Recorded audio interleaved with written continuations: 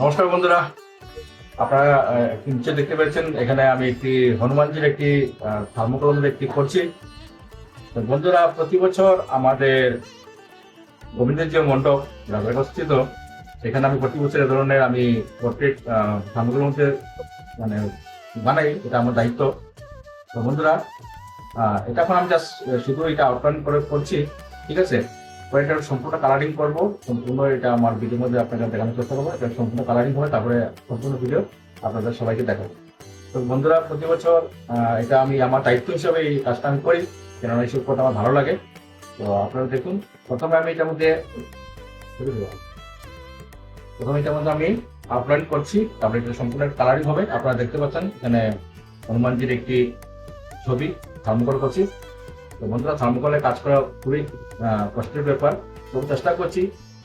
ঠাকুরের আশীর্বাদ, জগন্নাথ প্রভুর আশীর্বাদ। তো এটা আমাদের রথের চূড়ার মধ্যে এটা লাগানো হবে, ঠিক আছে। আপনারা ভিডিওটা দেখবেন এবং সম্পূর্ণ যখন ভিডিও শেষ হয়ে যাবে আমি আপনাদের সেটা দেখাবো। তো বন্ধুরা, আরেকটি ছবি, এটা এখন শেষ হয়নি, এটা বাকি আছে, ফিনিশিং বাকি আছে। আপনারা দেখতে পাচ্ছেন জগন্নাথ মহাপ্রভু আছেন, সুভদ্রা এবং বলভদ্র, এটা আপনারা দেখতে পাচ্ছেন। এটাও লাগানো হবে, কিন্তু ওখানে এটা শেষ হয়নি, এটা যখন বাকি আছে।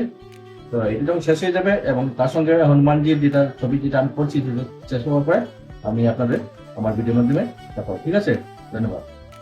তো বন্ধুরা, প্রতি বছর আমি এভাবে আমার তরফ থেকে আমি জগন্নাথ মহাপ্রভুর কাছে আমার যেটা কলা যেটা আছে, হ্যাঁ, এত কিছু তো জানি না, কিন্তু যতটুকু আমি জানি সেটা আমি এখানে আমি তৈরি করি। প্রতি বছর আমি হনুমানজির একটি ছবি আমি সেটা থার্মোকলে আমি সেটা আর্ট করি এবং সেটা আমাদের মন্দিরের যেটা রথের যেটা মেইন চূড়া দিয়ে থাকে সেই চূড়ার মধ্যে আমি সেটা সেখানে লাগানোর জন্য এটা আমি প্রতি বছর তৈরি করি। তো এটার জন্য আমি অনেক ধরনের এখানে ব্রাশ ইউজ করি। আপনারা দেখতে পাচ্ছেন সব থেকে ছোট ব্রাশ, স্মল ব্রাশ, ঠিক আছে, 0 নম্বর যেটা ব্রাশ, এটাতে আমার আউটলাইন করতে আমার সুবিধা হয়। তার সঙ্গে আমি এখন ব্যবহার করছি, আপনারা দেখতে পাচ্ছেন এখানে অ্যাক্রিলিক কালার, কেননা অ্যাক্রিলিক কালার খুবই ভালো হয় এটার মধ্যে। যখন বৃষ্টি পড়ে, কেননা এখন আষাঢ় মাসের সময় বৃষ্টি তো অনবরত পড়তেই থাকে, তো এই বৃষ্টির মধ্যে এই অ্যাক্রিলিক কালারগুলো ধুয়ে যায় না, সেগুলো জায়গাতেই থাকে, ঠিক আছে। তো বন্ধুরা, আমি এখন কাজ করছি, যখন শেষ হয়ে যাবে আপনাদের সম্পূর্ণ ভিডিওটি আমার এই ছবিগুলো যেগুলো আর্ট করবো সেগুলো আপনাদের সবার কাছে আমি তুলে ধরবো। আপনারা ভিডিওটিতে সম্পূর্ণ থাকবেন, ঠিক আছে। ধন্যবাদ।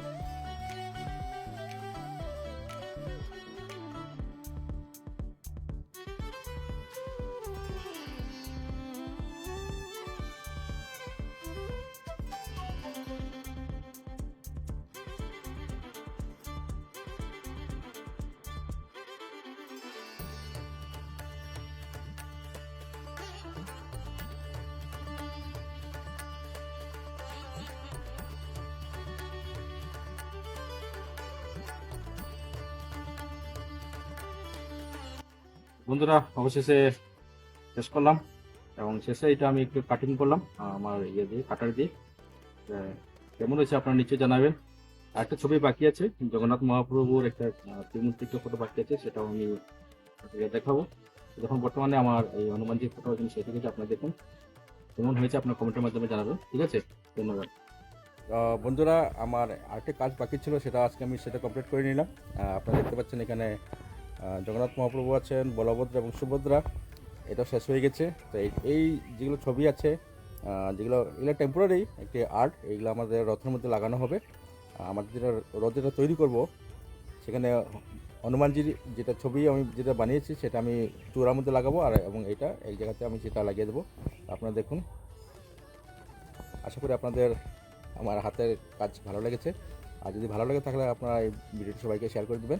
আমি প্রতি বছর এ ধরনের আমাদের যে রথযাত্রা যেটা অনুষ্ঠিত হয় 22শে জুলাই আমাদের মুন্ডমালা খেলার মাঠে যেটা হবে, সেখানের মধ্যে প্রতি বছর এ ধরনের আমি টেম্পোরারি আর্ট তৈরি করে থাকি এবং রথকে সাজানোর দায়িত্ব সেটা আমার থাকে। তো আশা করি সবার ভালো লেগেছে। তো বন্ধুরা, দেখাবো একটা পরবর্তী ভিডিও নিয়ে আবার আপনাদের সামনে আসবো। ততক্ষণের জন্য আমি সঞ্জয় সিং আপনাদের সবার কাছ থেকে বিদায় নিচ্ছি। সবাই ভালো থাকবেন, সুস্থ থাকবেন, ধন্যবাদ।